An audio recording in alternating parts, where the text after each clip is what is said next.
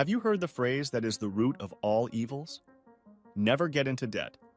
That is slavery, and that is true to a certain extent because when you're drowning in debt, your life is over. While you're trying to pay your debts are not waiting for you. They're growing day by day.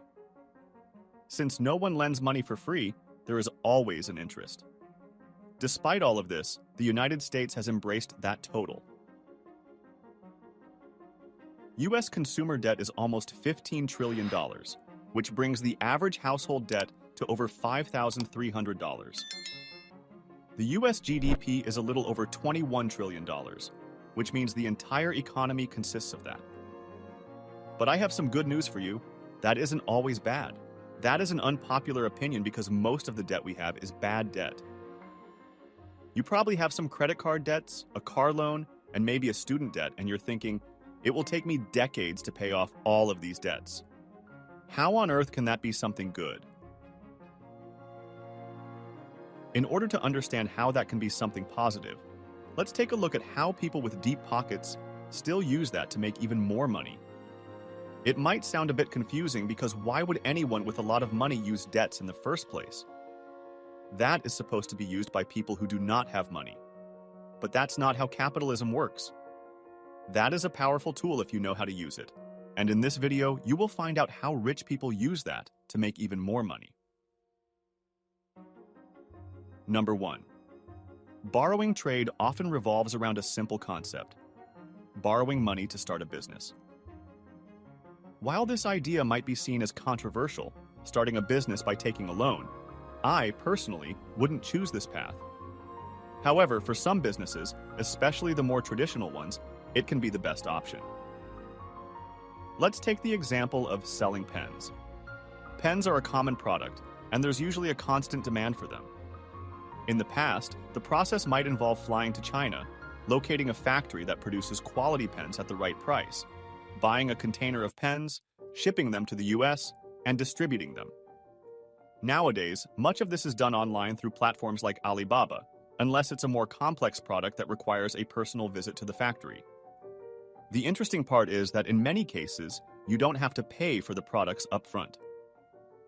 Over the last 50 years, China has become the world's factory, producing a vast array of goods. Many factories operate around the clock to meet global demand. To make their products more accessible, these factories are often willing to lend their products, expecting payment sometime in the future. Of course, they won't just lend to anyone. You need to build trust with them first. This business model has been running successfully for decades.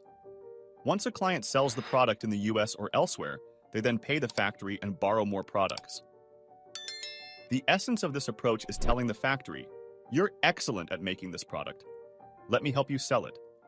If I can sell it for a price higher than what it costs me, that difference is my profit." What makes this strategy attractive is that it doesn't tie up your own money initially. It emphasizes that selling is a crucial skill to master in this scenario. Number 2. Refinancing real estate debts is like finding shortcuts in a game. You see, if you don't have a mortgage, you end up paying more in taxes. The big shots, the rich folks, they like having lots of mortgages. Why? Because it helps them avoid paying a bunch in taxes. Here's the trick. Every dollar you save from paying taxes is like earning an extra dollar. That's how rich folks keep getting richer. But let's break it down in simpler terms. How rich people get even richer in real estate. Imagine you've got $200,000 saved up. Sounds like a lot, right? But in the world of real estate, it's not enough to buy a house outright. So, you go to a bank, and they tell you that with that money, you can get a loan for up to $800,000. But let's say you find a house that's worth $500,000, but it's in pretty bad shape. It needs a lot of fixing up, maybe around 10% of the house's total cost, which is about $50,000. You take a mortgage from the bank for 20% of the house's price. So far, so good. Then, you start renovating. After all the hard work, suddenly the house is worth $700,000.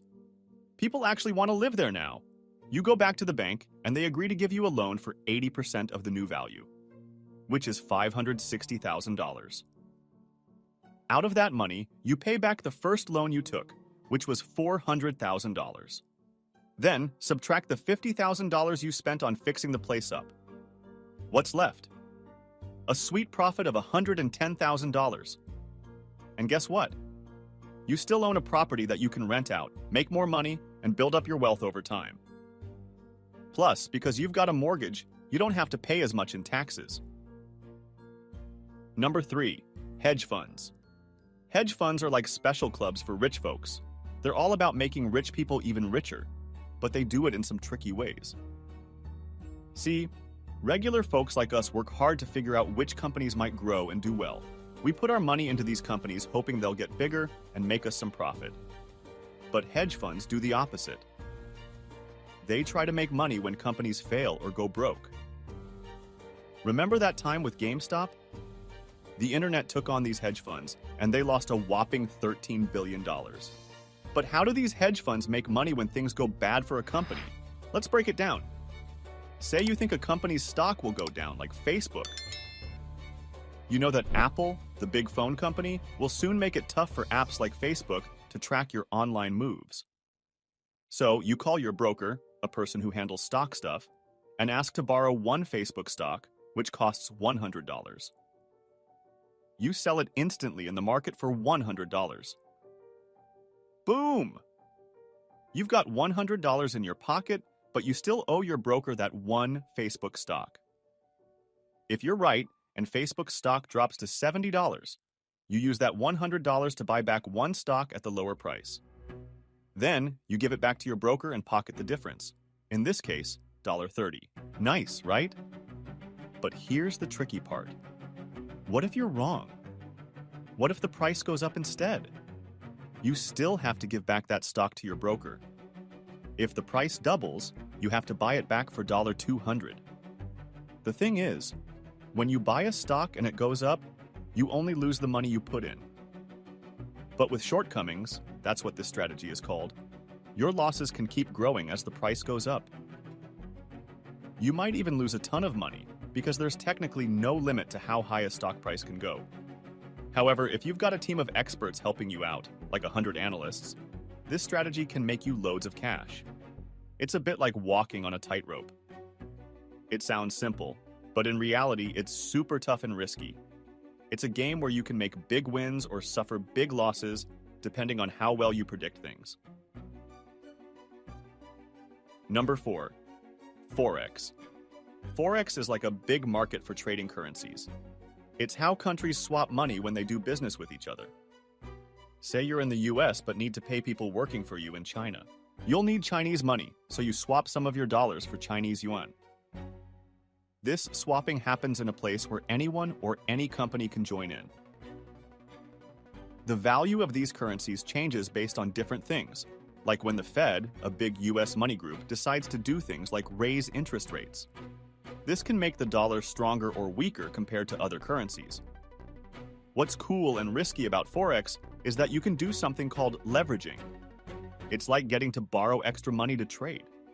So, if you have $1,000, you can make trades as if you had $100,000. If you're good at guessing which currencies will go up or down, you could make a lot of money. Even a small increase, like 1%, can turn into a big deal because of the big amounts involved when leveraging. But remember, while you can make more money, you can also lose a lot more too. It's kind of like a superpower in trading, but you've got to be careful not to get in over your head. Number 5. Credit score. This is a crucial tool that successful businesses, companies, and entrepreneurs use in various ways, especially if they have a proven business model. Many businesses borrow money to finance purchase orders, and it's a common practice. It's important to shift away from thinking that all debts are bad. High-interest debts like credit card debts can be detrimental, but minimizing the risks of lending is key to securing a lower interest rate. Building a track record as a reliable borrower is essential. There are billions, if not trillions, of dollars in banks waiting to be borrowed. Even if there isn't physical money, banks can create funds. We discussed this in a previous video. It's crucial to understand that borrowing isn't inherently negative. It's about managing it wisely. There's a lot of money in banks waiting to be borrowed. Even if there isn't enough, banks can create more money. We've talked about this in another video.